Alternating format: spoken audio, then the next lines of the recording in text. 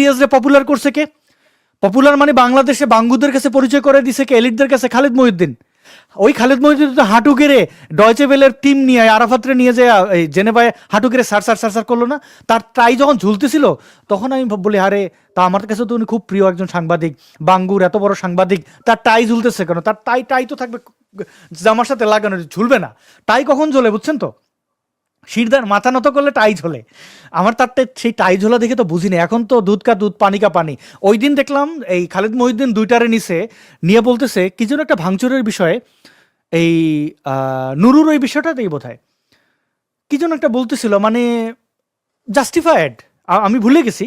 যতগুলো মব টব হয় তখন তো ওই পক্ষের দুইটারে নেয়, এক পক্ষের দুইটারে, একটা শিবিরের প্রকাশ্য আর একটা অপ্রকাশ্য, যেমন এবি পার্টির একটারে নেবে, শিবিরের একটা নেবে, তারা আলোচনা করে।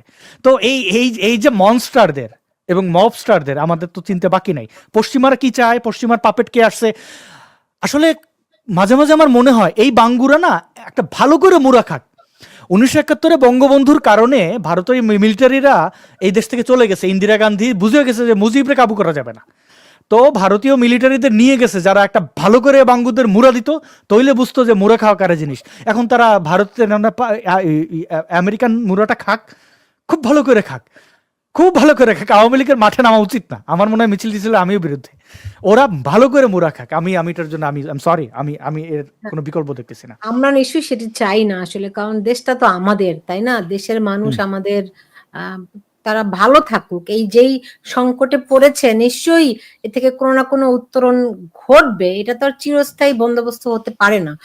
আফসানা কিশোর, যেটি আসাদ নূর বললেন এটি তো খুব ভয়ঙ্কর একটি কথা, যে তিনি এতগুলি জায়গায় নক দিয়েছেন, অ্যামনেস্টি ইন্টারন্যাশনাল সহ আরো অনেকগুলো জায়গায়, যারা বিশ্ব মানবতার একটা অবতার হয়ে আসে আমাদের সামনে, তারা একদম নিশ্চুপ।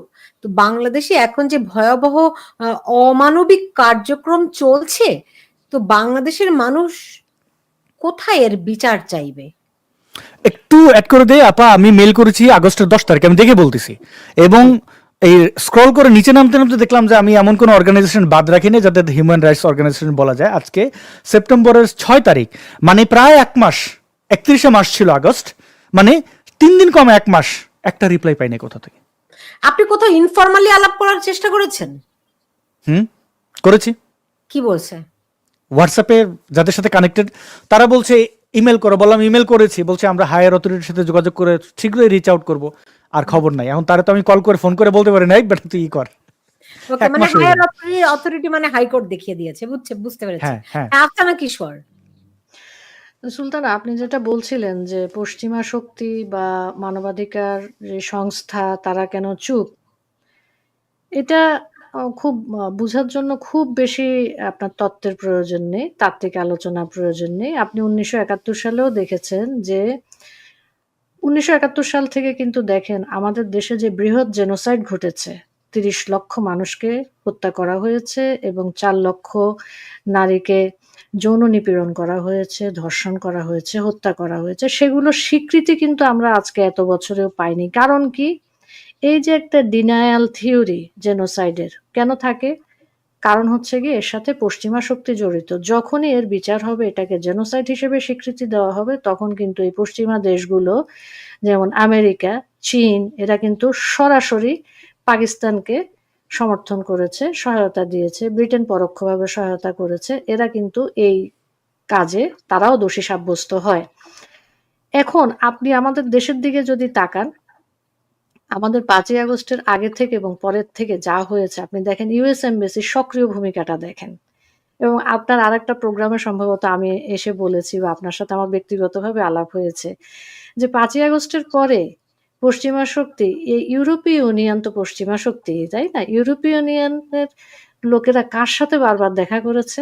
3 মাসে 3 বার জামাত ইসলামের সাথে দেখা করেছে।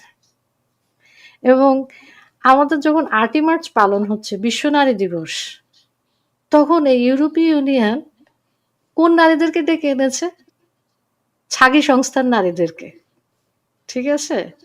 জামাতের যে ছাত্রী সংস্থা বলি আমরা, আমি সেটাকে ছাগি সংস্থা বলি। সেই ছাগি সংস্থার নারীদের সাথে তারা দেখা করেছে।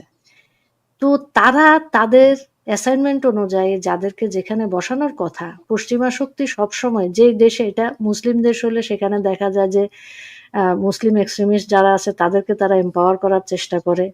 বৌদ্ধ কান্ট্রি হলে বৌদ্ধ, যেখানে যেটা তারা পায়, কোনো জায়গায় হয়তো ভাষাগতভাবে, কোনো জায়গায় সাংস্কৃতিকভাবে। আপনি রুয়ান্ডাতে যেটা দেখেছেন, হুতুয়া তুৎসিদের বিরুদ্ধে দুজনকে লাগিয়ে দেওয়া হয়েছে। কি হয়েছে? বলেছে তোদের একজনের নাক বোঁচা, আরেকজনের নাক খাড়া, সুতরাং তোরা দুই জাতি। এ নিয়ে কিন্তু হুতু আর তুৎসি মারামারি করে দেখেন লক্ষ লক্ষ লোক মরে গিয়েছে। তো পশ্চিমাদের যে এজেন্ডা, সেই এজেন্ডা অনুযায়ী কিন্তু তারা বাংলাদেশে যে অ্যাসাইনমেন্ট নিয়ে এসেছে সেটাই করার চেষ্টা করেছে, এবং এই কারণে তারা নিশ্চুপ। কারণ এটা তাদের ব্রেন চাইল্ড, তাদের কাজ, তাদের অ্যাসাইনমেন্ট। তারা এটা ফুলফিল করার জন্য যা যা করা দরকার, তাদের জিও পলিটিক্সে তাদের প্রভাব খাটার বিস্তার করার জন্য তাদের বাংলাদেশের যেই অংশ যেভাবে ইউজ করা দরকার তারা সেটা সেভাবে করবে। সেখানে আপনি আমি একটা সংখ্যা মাত্র।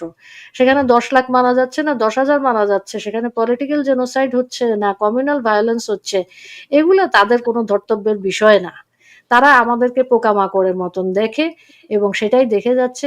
বিগত কয়েকদিন আগে ট্রাম্প একটা বলেছে যে সবাই হয়তো মরে গেলেও কিন্তু আমেরিকা বেঁচে থাকবে, আমেরিকা এত বৃহৎ।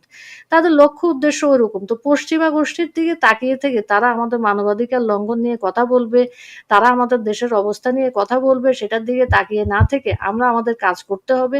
আমাদের বিরুদ্ধে 1971 সালেও পশ্চিমা শক্তি ছিল, এখনো আছে। আমার দেশের জনগণ কিন্তু আমার মতন এলিট শ্রেণী না, আমার মতন সুবিধাভোগী শ্রেণী না। আমার দেশের কিন্তু কৃষক, শ্রমিক, মেহনতি জনতা, তারাই কিন্তু দেশকে 1971 সালে আবার ট্র্যাকে ফিরিয়ে নিয়ে এসেছে। এবং আমি দৃঢ়ভাবে বিশ্বাস করি যে সেটা আওয়ামী লীগ হোক বা মুক্তিযুদ্ধের সপক্ষে শক্তি হোক, জনগণের কথা শেষ পর্যন্ত বলে দিবে। তারা রক্ত দিচ্ছে এখনো, আগামীতেও দিতে হবে তাদেরকে হয়তো দেশ রক্ষার জন্য, কিন্তু তাদের ছাড়া দেশ রক্ষাও হবে না।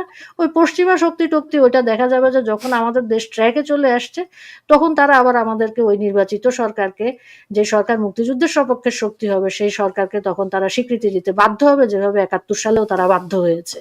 জি, আমরা কি সেই নমুনা অলরেডি দেখতে শুরু করেছি কিনা আসাদ নূর? কারণ কক্সবাজারে আপনারা দেখেছেন যে সেখানে জনগণ কিন্তু প্রতিরোধ গড়ে তুলেছে, সেনাবাহিনী সেখান থেকে ফিরে আসতে বাধ্য হয়েছে। কক্সবাজার এবং ওই অঞ্চলটা ঘিরে তাদের পরিকল্পনাটা কি আসলে? ওরা এখন ওদের আসল পরিকল্পনা কি সেটা তো আমাদের পক্ষে জানা সম্ভব না।